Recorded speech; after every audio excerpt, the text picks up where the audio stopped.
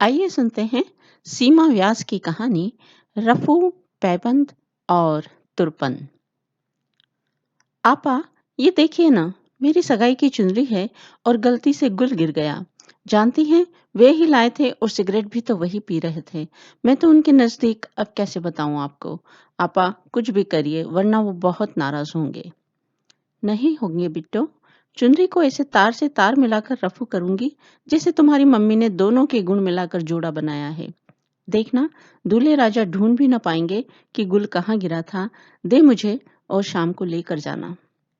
चाची, ये मेरी साड़ी जल गई इस्त्री करते वक्त। पानी में गए पूरे 4,000 रुपए। हाँ नहीं तो, देखो तो। अरे नहीं दुल्हन, मेरे होते हुए इतने पैसे पानी में कैसे चले जाएं। इस सितारों जड़ी साड़ी में ऐसा पेबंद लगाऊंगी मानो तारों भरी रात में चांद चमक रहा हो। रख दे इसे, कल ले जाना।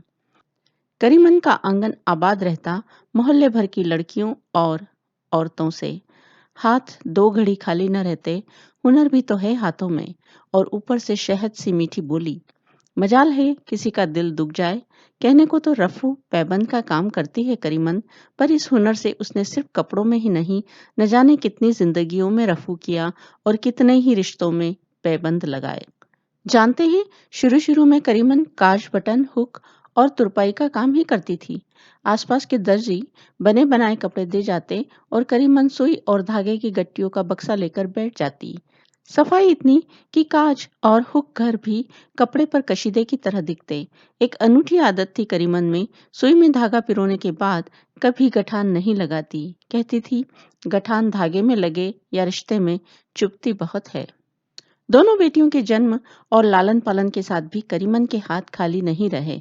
अल सुबह की नमाज के बाद रेडियो को विविध भारती पर सेट करती और नगमे गुनगुनाते हुए सारे काम निपटाती जाती। हर कोई खुश रहता था करीमन से, एक गुल्लन मियाँ के सिवा। गुल्लन मियाँ उनके शौहर हैं। उनकी शिकायत करीमन के काम करने से नहीं थी। शिकायत तो नितांत व्यक्तिगत थी। ना, ऐसी भी नहीं कि छिपा न पड़े। बस बात इतनी सी थी कि गुल्लन मियाँ का गुलाबी रंग का नया कुर्ता करीब 2 साल से रखा था, जिसके गले की तुरपई खुल गई थी। अब करीमन के शौहर और खुली तुरपन का कुर्ता पहने तो मोहल्ले के लोग क्या कहेंगे। करीमन से तुरपन करने का कहकर मियाँ तंग आ गए, और हालात यह है कि करीमन के कान पर जूं तक नहीं रेंगती।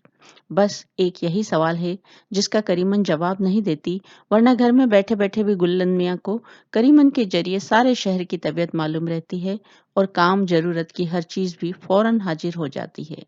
सो मियाँ चाहकर भी करीमन से नाराज नहीं हो पाते, पर जब भी करीमन हुनर का कमाल दिखाकर तारीफ के लालच में उनसे मुखातिब होती, मियाँ ताना देने से बाज न आते।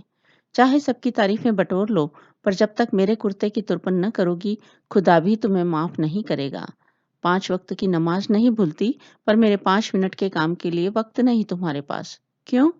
बस इसी प्रश्न का जवाब नहीं देती करीमन। हर बार मुस्कुराकर दूसरे काम में लग जाती। 5 वक्त की नमाज पढ़ने का सिलसिला भी करीमन ने कुछ सालों पहले ही शुरू किया। हुआ यूं कि उस साल मोहल्ले के हज जाने वाले लोगों को विदा करने सबके साथ गुल्लन मियाँ और अमीरन भी गए। स्टेशन से लौटते समय सब हज की बातें करते रहे। उसी रात को करीमन को सपना आया कि वह भी हज को गई है। लाखों की भीड़ के साथ इहराम पहने खुद भी बाईं ओर से काबा के फेरे लगाती चलती जा रही है। चलते ही चलते धक्का मुक्की के साथ नींद खुली तो बहुत खुश थी करीमन। इतनी कि लगा हज होकर आ गई है। बस मन ही मन तय कर लिया, मैं हाजियों की तरह 5 वक्त की नमाज पढ़ूंगी, बिना नागा। हो सकता है इस नियम से अल्लाह खुश हो जाए और सच में हज करने का मौका आ जाए। गुल्लन मियाँ ने थोड़ा नफा बिना नुकसान के काम को आमदनी का जरिया बनाया था। वे खड़े गरम मसाले लेकर हाट में जाते थे। 10 किलो से ज्यादा सामान कभी पोटली में रखते नहीं। आसपास जहां हाट का दिन होता, वहां चादर बिछाकर पोटली का सामान खोल देते। साफ शुद्ध मसालों की सुगंध से ही ग्राहक खींचे चले आते। बेच बाच कर घर का सौदा लेकर रात से पहले घर भी आ जाते। उनके दिल और जिंदगी दोनों में सुकून था। 2 साल पहले एक दिन बेसमय हाट से कुछ लोग उन्हें संभालते हुए घर में लाए। बताया, सौदा तौलते हुए बेहोश हो गए थे। घबराई करीमन अस्पताल ले गई। डॉक्टर ने बताया, खून का जरा सा थक्का बन गया है शरीर में, एहतियात बरतनी होगी, दोबारा भी ऐसा हो सकता है। अब करीमन समय से दवाई देती और मिलने आने वालों की ढेर सारी हिदायतें बटोरती। तबीयत में सुधार के बाद भी करीमन ने गुल्लन मियाँ को काम पर न जाने दिया। सच पूछें तो करीमन ने निकाह के बाद से 24 साल होने तक गुल्लन मियाँ का कोई हुक्म नहीं टाला।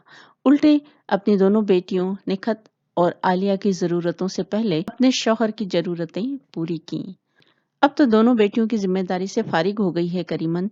इसके लिए भी कई इम्तिहान देने पड़े उसे। बड़ी बेटी का निकाह जेठानी की बहन के बेटे से किया। देखा-परखा परिवार, भले लोग, खाता-कमाता लड़का। निखत भी बहुत खुश थी ससुराल में। पर न जाने किस मनहूस घड़ी में दूल्हे मियाँ का एक्सीडेंट हो गया और अल्हड़ से निखत बेवा हो गई। उसका दुख देख नहीं पा रही थी करीमन। ससुराल वालों ने निखत का बहुत साथ दिया। दूल्हे के भाई खुद वकील थे। केस लगाया और भाग दौड़ करके निखत को मुआवजा दिलवाया। चेक जमा करके आए तो करीमन ने उनका शुक्रिया अदा करते हुए कहा, आपकी मेहनत रंग लाई। मेरी निखत को बहुत बड़ा सहारा हो गया। कैसे शुक्रिया दूं समझ नहीं आ रहा। वे बोले, दौलत का सहारा कितने दिन का? असली सहारा तो जीवन साथी का होता है। उसे वह सहारा भी तो चाहिए। अगर आप उचित समझें तो मैं निखत से निकाह करने को तैयार हूँ। मेरी अम्मी को अपना इरादा बता चुका हूँ मैं। निखत किसी कीमत पर शौहर की याद से बाहर आने को तैयार न थी। करीमन ने बहुत प्यार से निखत को निकाह के लिए तैयार किया। निखत के जीवन के तारों भरे आसमां में अब चांद जगमगाने लगा। उसकी दूधिया रोशनी में करीमन का परिवार सुकून पाता। छोटी आलिया का निकाह सबकी राजी मर्जी से हुआ, पर वो कुछ दिनों बाद ही मायके आ गई। लाख समझाने पर भी ससुराल जाने को राजी ही न थी। दिन भर उदास रहती, सो अलग। कारण था दूल्हे की कम कमाई। वह इलेक्ट्रिक की दुकान से जितना कमाता, उतना भरे पूरे परिवार के लिए नाकाफी था। आलिया अपने सपनों को लेकर उदास रहती। करीमन ने इस छोटे से छेद को बखूबी रफू किया। उसने आलिया को अपना हुनर तो सिखाया ही था, उसे पूरा करने के लिए फैशन डिजाइनिंग की ट्रेनिंग दिलवा दी। नया काम सीखते ही आलिया में उत्साह जागा। उसने लोन लेकर पति की दुकान के पास ही बुटीक खोल लिया। जिंदगी के तार से तार ऐसे जुड़े कि अब दोनों को एक दूजे के बिना चैन नहीं। अब घर में बचे नाराज गुल्लन मियाँ और करीमन। कुर्ते की तुरपन न करने का कारण भी बस करीमन ही जानती है। इस बार तो रमजान लगते ही करीमन ने तय कर लिया है, गुल्लन मियाँ को वही नया कुर्ता पहनाएगी। पर जरा सा समय तो मिले। अब त्योहार सिर पर है तो सभी को नए कपड़े पहनने हैं। कोई सितारे लगवाने आ रही है तो कोई मीने टकवाने। चांद रात के दिन अमीरन गुलाबी कुर्ता लेकर बैठी। सुई में धागा डाला ही था कि गुल्लन मियाँ ने हाथ पकड़ लिया। बोले, पहले बताओ, इतने दिनों तक तुरपन क्यों नहीं की थी तुमने? कौन सा राज भीतर दबाकर निकाल दिए 2 साल? अमीरन ने चश्मा उतार कर परे रखा। गुल्लन मियाँ की हथेली थाम कर बोली, घर कुर्ता बना देती तो तुम पहनते, पहनते तो बाजार जाते, बाजार जाते तो 10 लोग पूछते, पूछते तो तुम काम पर जाने की जिद करते और तुम्हारे खून में घुमता कतरा कहीं फिर दिमाग में अटक जाता तो? सोचा क्या होता मेरा? पूरी जिंदगी उधर जाती मेरी। उस पर न रफ्फू होता, न कोई पेबंद लगता। दवाई समय पर और नियमित लेने से अब की रिपोर्ट में सब ठीक आया है, तो दिल का बोझ हल्का कर रही हूँ। कल पहन लेना मनपसंद गुलाबी कुर्ता और तुम्हारे जी को तसल्ली हो गई हो तो तुरपन कर लूँ अब। गुल्लन मियाँ ने सुई करीमन के हाथ में थमाते हुए कहा, और एक गुलाबी चुनरी अपने लिए भी सजा लेना। ईद पर दोनों पहनेंगे एक सा रंग प्यार का।